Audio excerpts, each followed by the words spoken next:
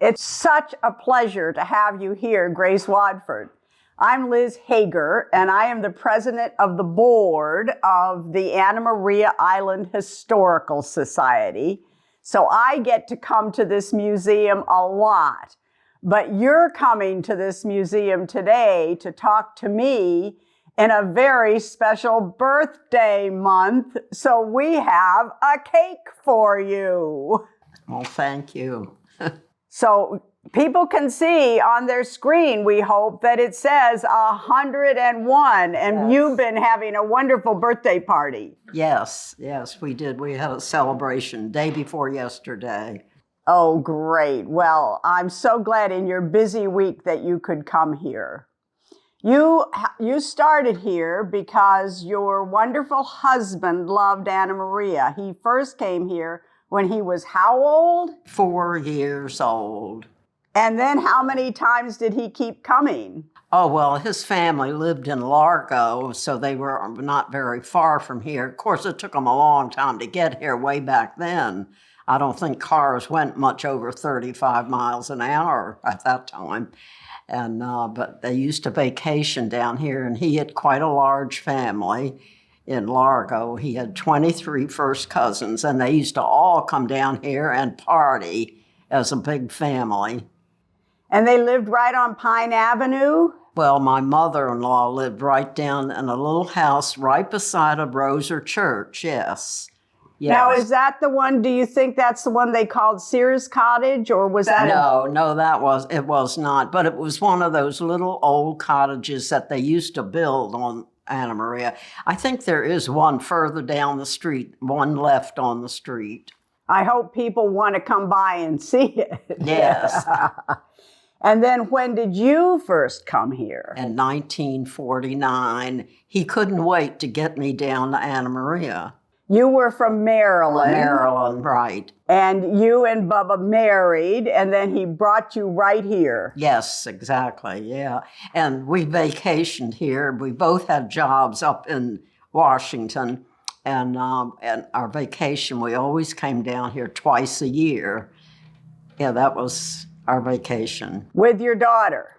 Well, yeah, we used to bring her with us, yes, of course. She went to the little Anna Maria School when it was brand new in 1950. Okay. Yeah. And then you moved here permanently in 1969, I think. In 1990. 1999. Yes. Yeah. And been here ever since. Now, I just want to go back a little bit. We're supposed to be here to talk about Anna Maria because we're in the Historical Society Museum. But I'm just fascinated about your career in Maryland. Tell us what you did. Well, I please. worked at the telephone company. I worked for AT&T, but it was a company in Maryland, the Chesapeake and Potomac Telephone Company of Maryland, which was an offshoot of AT&T. And I started as an operator. For 5 years, I sat at that switchboard. And I got really tired of doing the same thing all the time. So the company came along and said, we're going to offer these other jobs to anyone who's interested. I don't think anybody else raised their hand but me. I said, I'm interested. So right away, I moved into a non-traditional job, which was all men. Whoa. No women. I was the first woman on the job, and so I learned to hook up the wires for the phones and people ordering phone service, and so you had to hook up the wires to a certain little gadget, and I learned how to do that, and I did so well that they promoted me. And then I moved into the what they call the top craft position, all men. I mean, really salty men. and that was electronic switching. And that's what I was when I retired. I was an electronic switchman. I bet those men didn't think that was a great idea. They didn't. And they said, working with Gracie's like working with your mother. And I said, what's wrong with your mother? Good for you. Good for you. But I managed, and I stayed there for 3 years on that job. And then I decided I'm going to retire. I had enough service, enough age, so I retired. And when they gave me my retirement papers, and I said to the supervisor, I hope AT&T has to pay me till I'm 99. And they're still paying you. And they're still paying. They got to pay me as long as I live. So do you think maybe you're their oldest pensioner? Well, I could be. One of them, anyhow. One of them. Well, congratulations on that. That's wonderful. So, well, back to Anna Maria. What did your husband tell you about this place before he brought you down here? Oh, he just said it's just a wonderful place. You know, the beach and everything was so beautiful. And he told me about the point and how beautiful that was. And he liked to fish, do stuff like that. Did you fish with him? Yeah, I did. Down on the old City Pier. We spent a lot of hours there. And Tara took pictures of me down there. She did a video of me.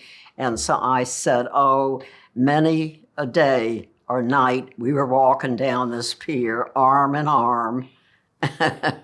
and we enjoyed being on the pier. So we were real close to it. Oh, good. Yeah. There's a picture in this museum of the pier with a lot of fishermen on it. Were there way more fishermen there? Oh, yeah. In those days? You used to see that all. That was a real scene that you would see all the time, yeah. Because you could catch fish all the time. It was, yeah. And my husband did mention that years ago when he was a little boy, that he and his cousins used to go out and they could get all the scallops that they wanted. Wow. But they don't have that anymore. No, I haven't seen any scallops in these waters. Yeah. So they sort of kind of lived off of the land, I think, you know, fish, shrimp and scallops and fish and stuff. And he loved mullet and grits. Mullet grits? Mullet and grits. Oh, yeah. Mullet and grits. Did you fix those for him? Well, I learned how to do it finally, yeah. Yeah, and we used to have a lot of fun doing that, making hush puppies and frying mullet. Oh, good. Well, that was a going delicacy for a lot of people down here. Of course, a lot of the northern people, they would turn their nose up. Mullet, they wouldn't want to eat that at all, but it's really good fish. Oh, good. Oh, that's great to hear. Yeah. Now, you were good friends after you moved here with Elizabeth Moss. Yes. You have some great memories of things the two of you did together. Yeah, we did. We went to line dancing classes. And I used to take her to her appointments. She gave up driving, which I think she did it too soon. But I didn't mind doing that. And I miss her. I miss her a lot. She passed away in her early 90s. So she didn't make it to 100. Oh, that was hard for you. Yeah, I missed her. Yeah. You also told us that you took a part-time job after you moved out here. Yes. It was a little less stressful than the phone company. Oh, yes. I worked just 2 days a week at the Royale Club. Yes, and I was 85 years old. And what did you do at Royale Club? Well, I did a hostessing to begin with, and then finally they needed me to do other things, so I was doing everything, cash register and taking orders. And so finally I got to where I was just serving people, you know, like regular waitress work. And that keeps you really busy and hopping. I bet. And I was 85. So you retired again at age 85. Yes. Yes, or 86 maybe. Yeah, yeah. I don't know how I got to be 100 so quick. You also shared with us some of your memories of the Sandbar restaurant when you first came here. Yeah, oh yeah, well, we used to go to the beach and they had an open window and you could walk up and order your lunch. And so you could have your lunch right on the beach. And it was wonderful. And then at night we used to go in there and all they had was, we called it a jukebox. And we used to dance in our bare feet and had a wonderful time there. It was really great. It's a lot different today. Were there a lot of people your age here then when you came here?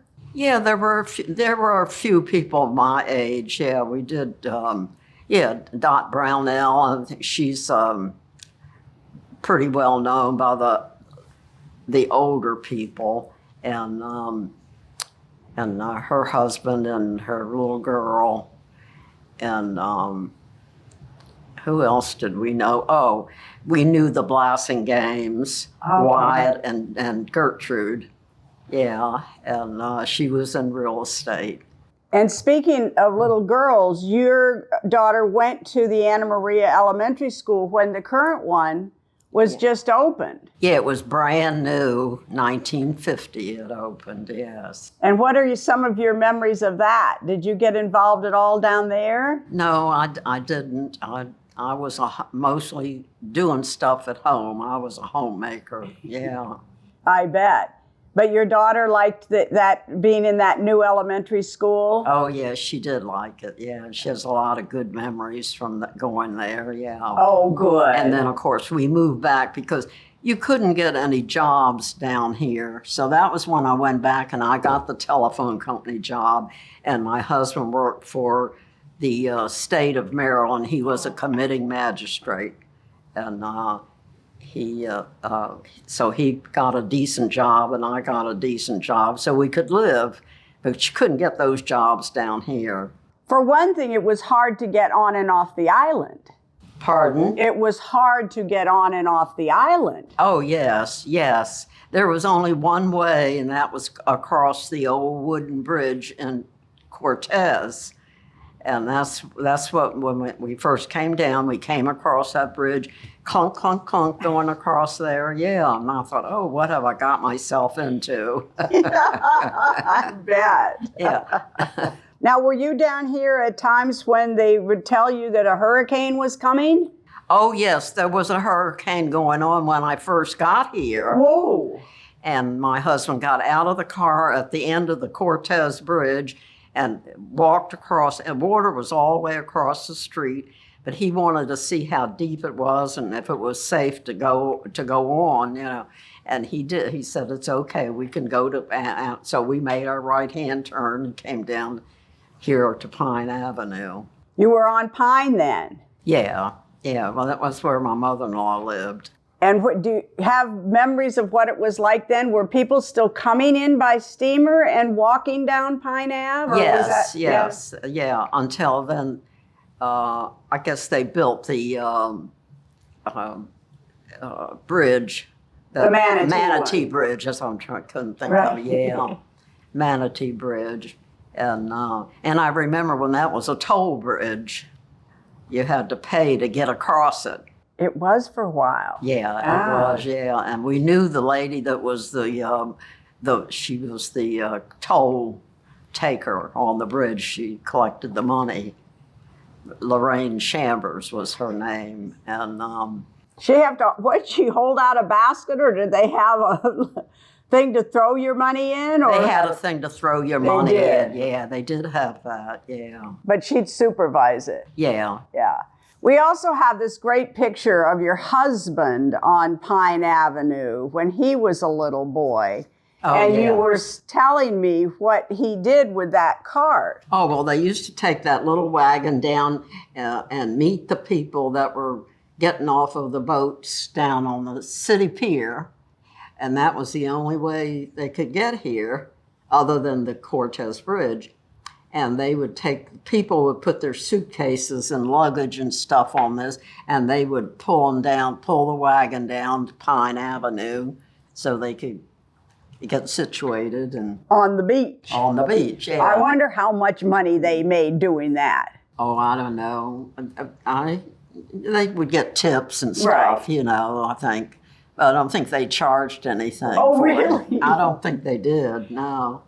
I hope they had handfuls of nickels after they were done. Yeah, I think so, yeah. And this is their cousin, Dick Whitehead, and he lived on Pine Avenue right here across the street. And his mother was my husband's Aunt Janie, and she was a postmistress at a time that Miss Warwick was too. But I don't know, Aunt Janie, if she was the first one or not. She could have been, but I'm not sure. Where was the post office? It was right beside of her house. It was just a little shack, Oh, like just a little place. Yeah, and that was the post office. people would walk over there to get their mail. Yes, yes. And then and then the IGA was the grocery store. Oh, yeah. Ernie Cagnina owned that grocery store, and that was the only place you could go to the grocery store. So, of course, we all went to that store. And but we got everything we needed there. Good. And we used to have things going on at the community center. They used to have Halloween parties and things like that, and you dress the kids up and take them down there. And they had little contests going on. And I remember they had beans in a jar, and you guess how many beans were in the jar. And if you could guess close enough, you'd win a ham or a turkey or something. Well, I guessed the right number. Great. And so it was that was our fun. I guess. It sounds like fun. We didn't have much going on the island. And that was the community center. Was that when it was down at the end of Pine Ave, Yeah, it which was now Island Players? That's right, the end of Pine Avenue, yes. Yeah. And then after the elementary school moved, the community center moved over there. Yeah, right. Well, my niece went to the little one-room school house, so I believe it was on Magnolia. Yep. And Miss Lena Phelps, she was one of the teachers. And I can't remember Betty Blackburn. Oh, right. You might recognize those names. We do, and we have a picture here of one of those classes with those two teachers. Yeah. And those cute kids. They looked like they were having a happy experience. Yeah. Well, my niece, she went to those schools. Grace, this has been so much fun. Thanks again for being here on the week of your 101st birthday, because I love how many memories you have of Anna Maria Island. Well, it's great to be here at 101, and I never thought I would make that number at all. I'm still amazed. Well, I'm proud that you have all these memories of it and can come in and share them with us. So maybe we'll do this again next year when you're 102, okay? Yeah, I am going on 102. Okay, thanks very much. Okay, you're welcome.